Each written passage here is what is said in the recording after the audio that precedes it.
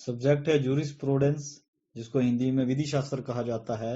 और इसका next topic है राइट्स, जिसको अधिकार बोला जाता है। क्वेश्चन आ जाता है कि अधिकार की परिभाषा देते हुए इसके विभिन्न प्रकारों की व्याख्या कीजिए। Define right, discuss its various kinds. ठीक है, अधिकार क्या है, राइट्स क्या है, और इसके प्रकार क्या है, इसके काइंड्स क्या है, इसके बारे में क्वेश्चन आ जाता है। अब अधिकार के बारे में पढ़ेंगे तो उसमें यह मिलता है कि जब से मानव सभ्यता का उद्भव हुआ है, विकास हुआ है, अधिकारों ने समाज में अपना यथाचित स्थान बनाया है। भाई, जब से सोसाइटी चलती आ रही है तब से राइट्स भी, लोगों के अधिकार भी चलते आ रहे हैं। ह्यूमन बीइंग है, ठीक है, पैदा हुआ है, और उसके साथ कुछ राइट्स भी उसके होते हैं। तो ये पुराने काल से चलते आ रहे हैं। ठीक है, नेचुरल तौर पर प्रत्येक व्यक्ति सुख और शांति से अपना जीवन जीना चाहता है। अरे, ये तभी संभव है जब व्यक्ति कुछ आधारभूत, मतलब व्यक्ति को कुछ अधिकार मिले। भाई, आप अपना जीवन सुख शांति से जीना चाहते हो तो ये पॉसिबल तभी है जब आपको कुछ राइट्स हो।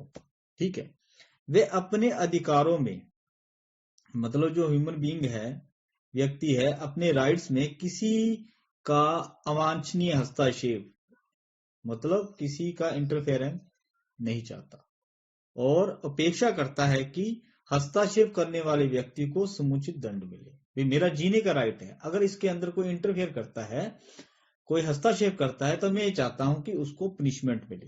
हर व्यक्ति ये चाहता है। इस प्रकार क्लियर है कि मानव समुदाय के लिए में अधिकारों का महत्वपूर्ण स्थान है। अधिकार से मीन्स यहाँ लीगल राइट से है। अब इसकी डेफिनेशन अलग अलग ऑथर ने अलग अलग दे रखी है।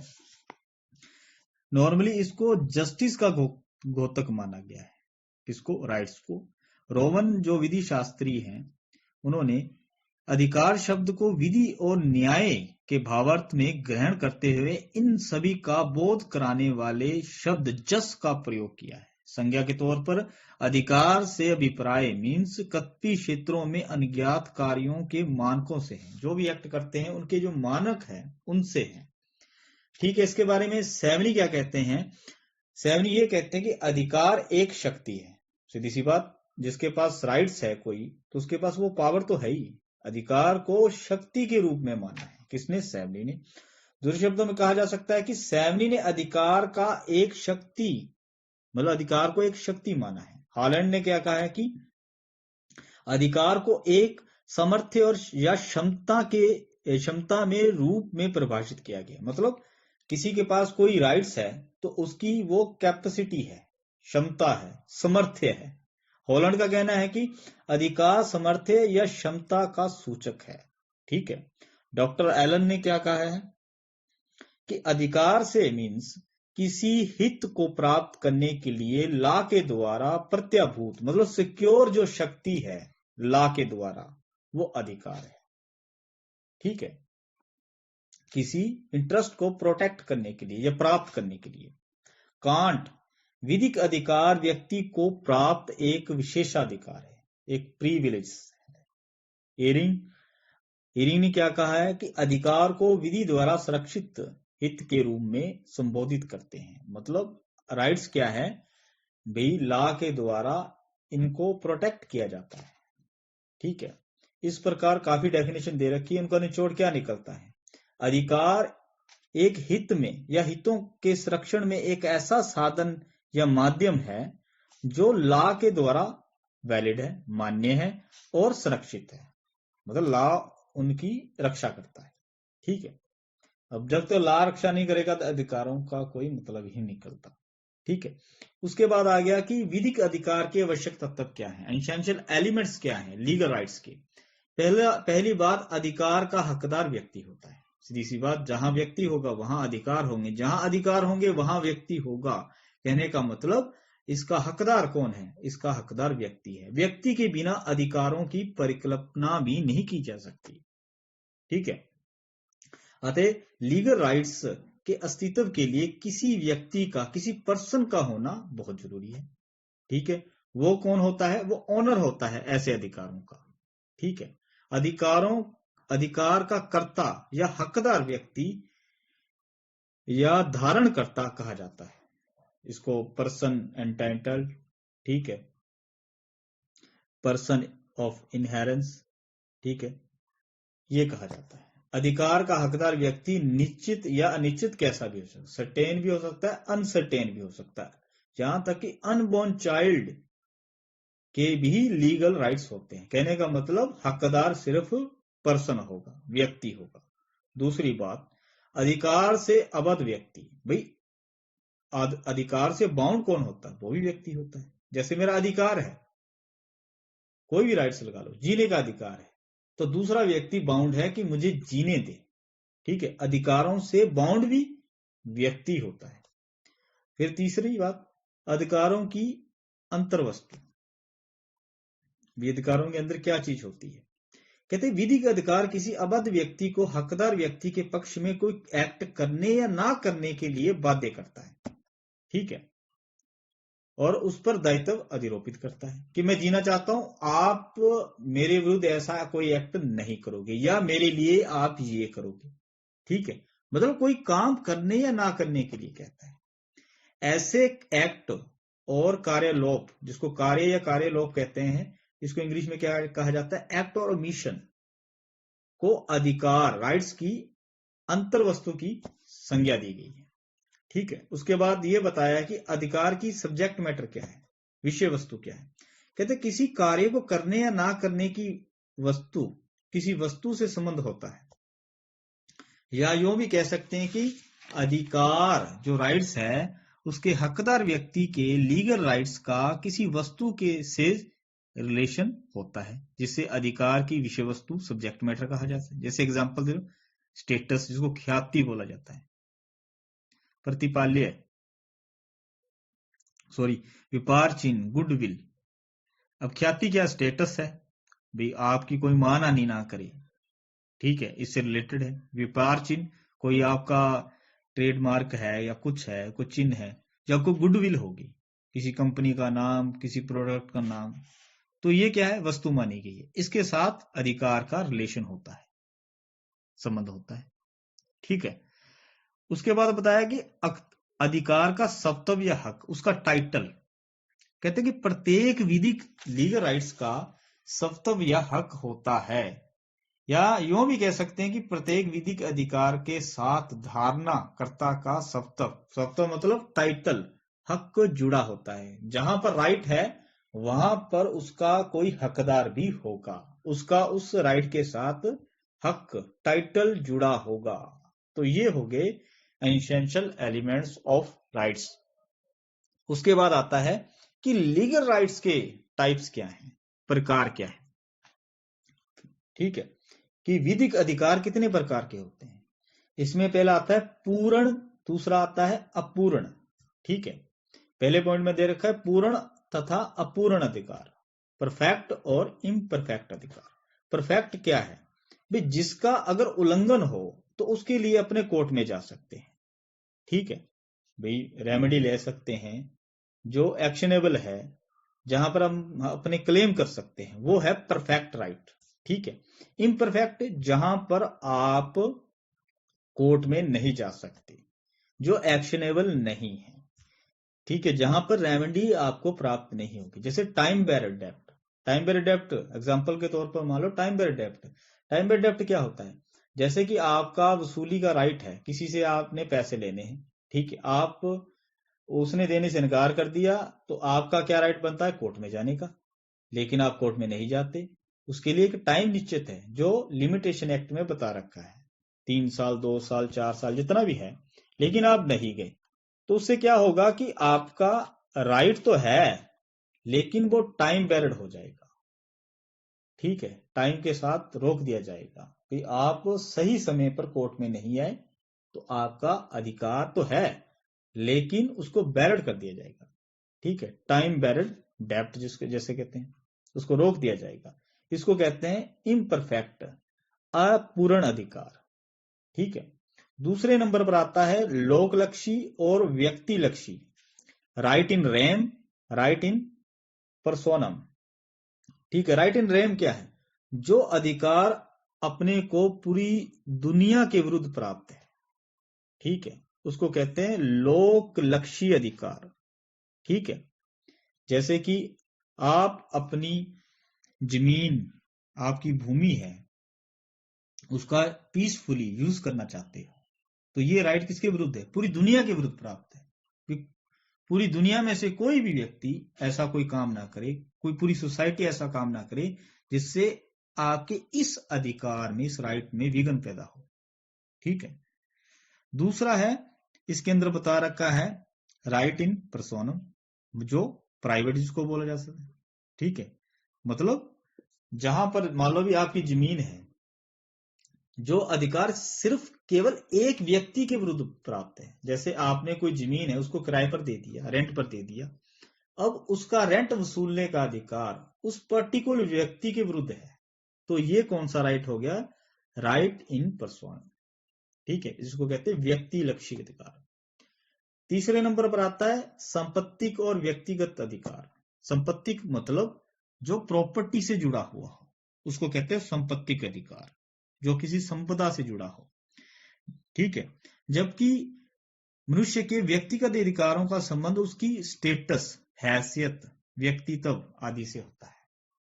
जो संपत्ति का अधिकार है, जैसे आपकी कोई प्रॉपर्टी है, उस पर जो राइट है वो संपत्ति का अधिकार है, प्रॉपर्टी से जुड़ा हुआ अधिकार है। उसको ट्रांसफर कर दो प्रॉपर्टी को, तो वो राइट भी ट्रांसफर हो जाएगा।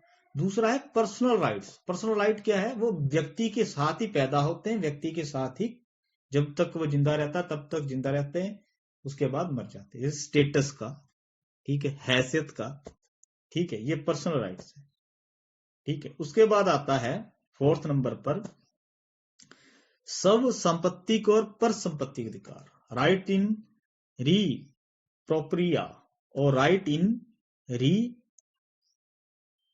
एलिना, ठीक है। जो अधिकार आपको अपनी प्रॉपर्टी पर प्राप्त है, ठीक है, उसको कहते हैं सब संपत्ति का अधिकार, राइट इन री प्रोप्रिया, ठीक है। और जो अधिकार आपका किसी दूसरी की प्रॉपर्टी पर है, ठीक है, उसको कहते हैं राइट इन री एलिनिया, ठीक है। जैसे आपकी कोई प्रॉपर्टी, आप उसको यूज करते हो, तो उस पर जो आपका अधिकार है वो क्या बनेगा? राइट इन री प्रोप्रिया, ठीक है, सैव संपत्तिक अधिकार।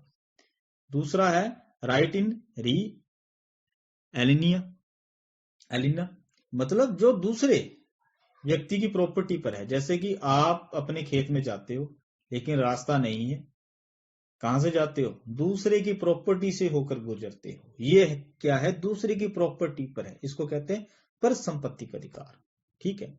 उसके बाद आता है 5 नंबर पॉइंट पर नेगेटिव और पॉजिटिव राइट्स। नेगेटिव पॉजिटिव क्या है? ठीक है, कहते हैं कि पॉजिटिव अधिकार, पॉजिटिव राइट कर्तव्य के समरूप या अनुरूप होता है। ये एक ऐसा अधिकार है जिसके अंतर्गत व्यक्ति, जिस पर कोई कर्तव्य अधिरोपित है, अधिकार के हकदार व्यक्ति के लिए कोई एक्ट करने के दायित्व, ड्यूटी के अधीन होता है।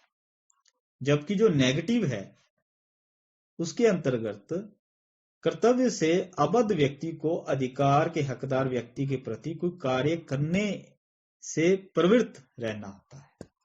कहने का मतलब, जैसे एग्जांपल समझे, किसी लेनदार, मतलब जिसने पैसा लेना है, किसी लेनदार का ऋणी से, जो डेप्टर है, उससे जो डेप्ट, जो ऋण वसूल करने का राइट पॉजिटिव अधिकार है।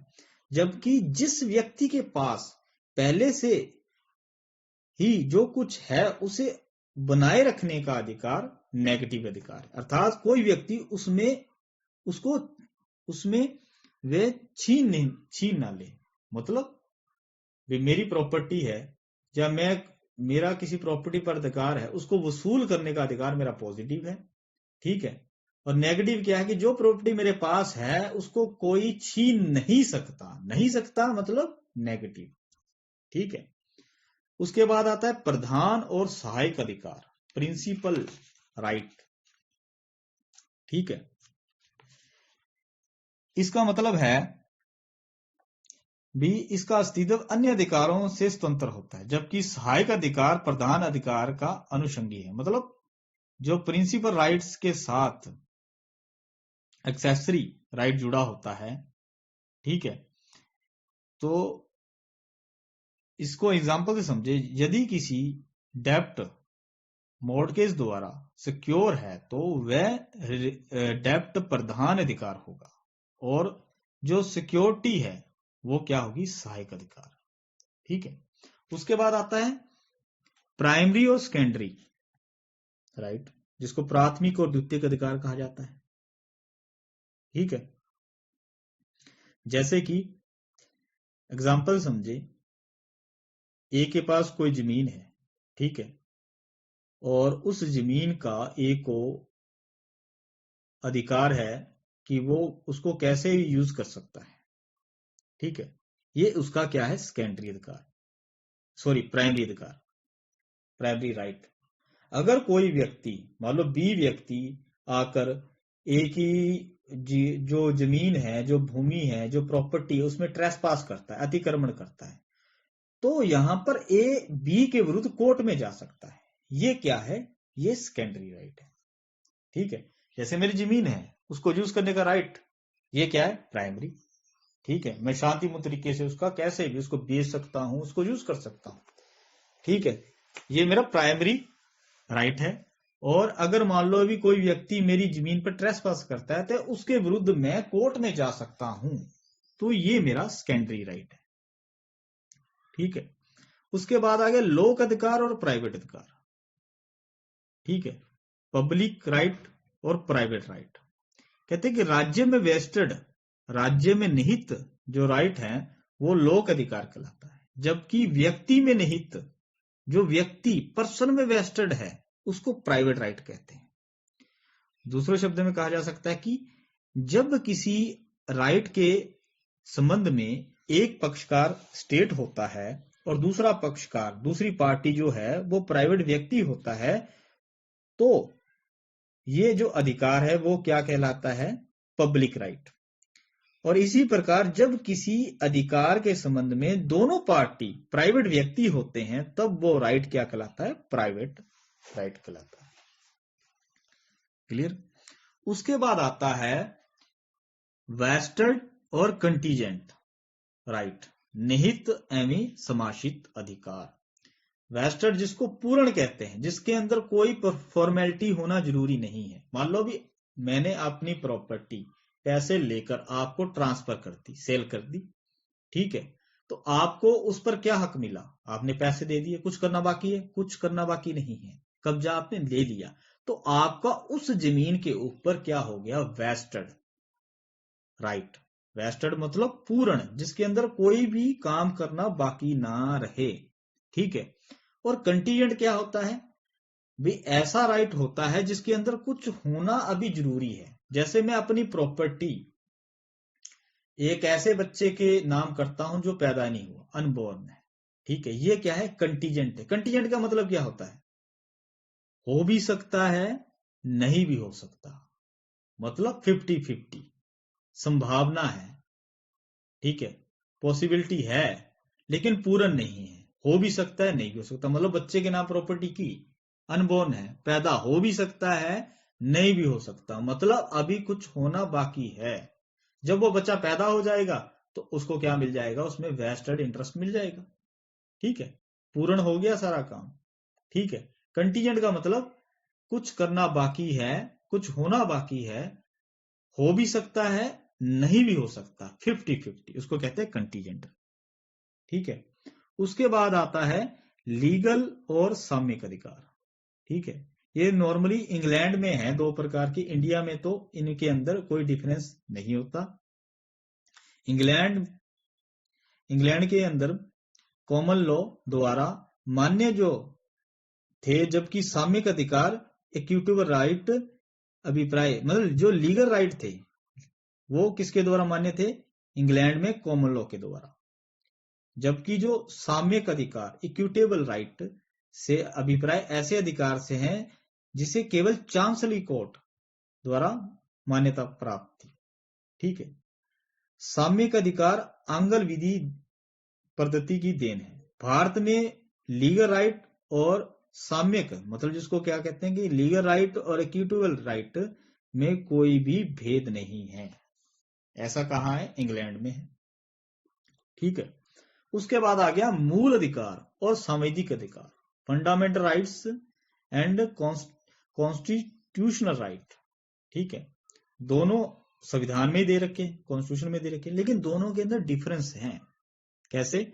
जो मूल अधिकार है वे ऐसे आधारभूत अधिकार है जो व्यक्ति के विकास के लिए जरूरी है।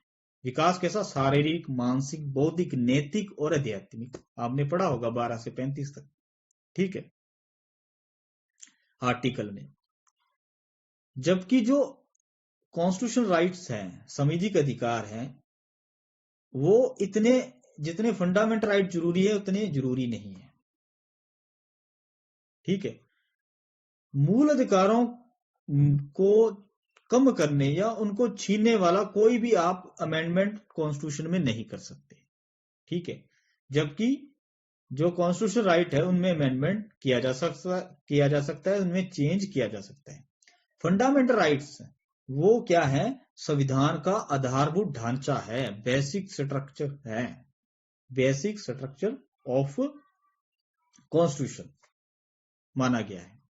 जबकि कॉन्स्टिट्यूशन राइट अधिकारों को आधारभूत ढांचा नहीं माना गया।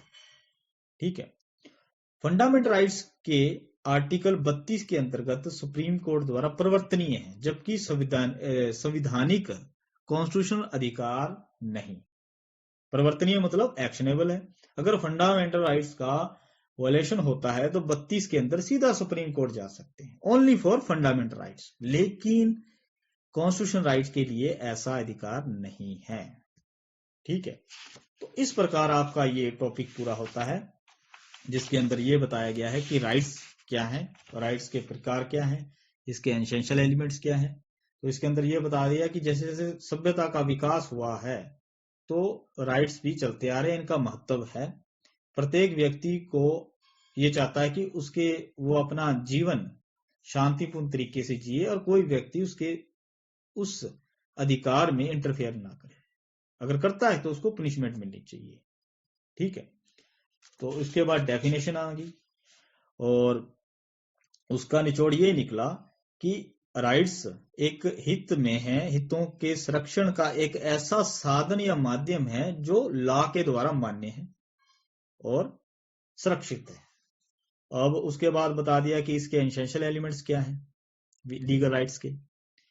पहली बात, अधिकार का हकदार कौन होता है? व्यक्ति होता है। ठीक है, एंटाइटल कौन होता है? व्यक्ति होता है, पर्सन होता है। सर्टेन, अनसर्टेन, अनबॉर्न चाइल्ड भी हो सकता है। अधिकार से बाउंड कौन होता है? वो भी व्यक्ति होता है। ठीक है, अधिकार की सब्जेक्ट अंतर्वस्तु क्या है ये बता दिया। अधिकार की सब्जेक्ट मैटर विषय वस्तु। अधिकार का सत्व हक, ठीक है, किसके पास होता है? सीधी सी बात, जहां अधिकार होगा वहां पर किसी ना किसी व्यक्ति के पास उसका टाइटल हक होगा। उसके बाद बता दिया भी लीगल राइट्स के प्रकार क्या हैं। पहला बता दिया पूर्ण तथा अपूर्ण अधिकार, परफेक्ट और इम्परफेक्ट। परफेक्ट जिसके लिए आप कोर्ट में जा सकते हो, इम्परफेक्ट जिसके लिए आप कोर्ट में नहीं जा सकते। ठीक है, जो अपूर्ण है। दूसरा है लोकलक्षी और व्यक्तिलक्षी, राइट इन रेम, राइट इन पर्सोनम। लोकलक्षी वो अधिकार है, राइट्स हैं जो पूरी सोसाइटी के विरुद्ध प्राप्त है, और व्यक्तिलक्षी जिसको राइट इन पर्सोनम बोला जाता है, पर्टिकुलर एक व्यक्ति के विरुद्ध प्राप्त होता है। तीसरा संपत्ति यानी व्यक्तिगत अधिकार, संपत्ति की जो प्रॉपर्टी से जुड़ा हो, और व्यक्तिगत जो पर्सनल राइट्स है जैसे कि स्टेटस का, हैसियत का, व्यक्तित्व का, ये होते हैं। ठीक है, उसके बाद आ गया सर्व संपत्तिक और परसंपत्तिक। संपत्तिक मतलब राइट इन री प्रोपरिया और राइट इन री एलिना। कहने का मतलब जो अधिकार अपनी प्रॉपर्टी से है, अपनी प्रॉपर्टी पर है, वो है सर्व संपत्तिक, और जो दूसरे की प्रॉपर्टी पर है वो है पर संपत्तिक अधिकार। उसके बाद बता दिया नेगेटिव और पॉजिटिव भी होते हैं, और उसके बाद बता दिया कि प्रिंसिपल राइट भी होता है और सहायक राइट भी होता है। ठीक है। उसके बाद बता दिया कि प्राइमरी भी हो सकता है, सेकेंडरी भी हो सकता है। प्राइमरी क्या है? मेरी प्रॉपर्टी है, ठीक है, उसको मैं कैसे मर्जी यूज करूं, ये मेरा प्राइमरी अधिकार है, प्राथमिक अधिकार है।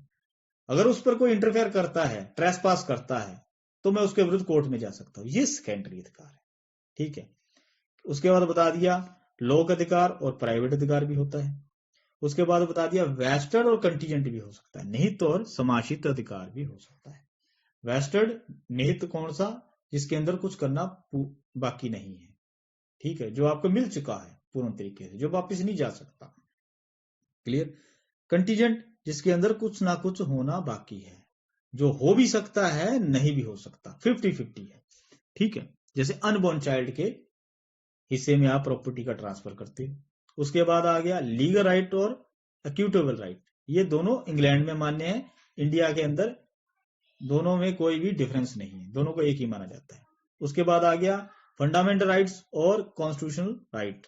फंडामेंटल राइट्स जो व्यक्ति के विकास के लिए जरूरी है, ठीक है, और जो संविधान का मूलभूत ढांचा है, और जिसको कोई व्यक्ति मतलब कॉन्स्टिट्यूशन के अंदर अमेंडमेंट करके जिनको कम नहीं किया जा सकता, ना ही छीने जा सकते हैं। जबकि जो कॉन्स्टिट्यूशन राइट है उसमें ऐसा नहीं है, उसके अंदर चेंज कर सकते हो। ठीक है। और फंडामेंटल राइट्स का अगर वॉल्यूशन होता है तो आर्टिकल 32 के अंदर सीधा सुप्रीम कोर्ट जा सकते हो। ठीक है। लेकिन कॉन्स्टिट्यूशन राइट्स के लिए नहीं जा सकते। तो ये हो गया आपका राइट्स का चैप्टर। राइट्स क्या है, इसके एसेंशियल एलिमेंट्स क्या हैं, और इसके लीगल राइट्स के प्रकार क्या है, ये पूरा होता है।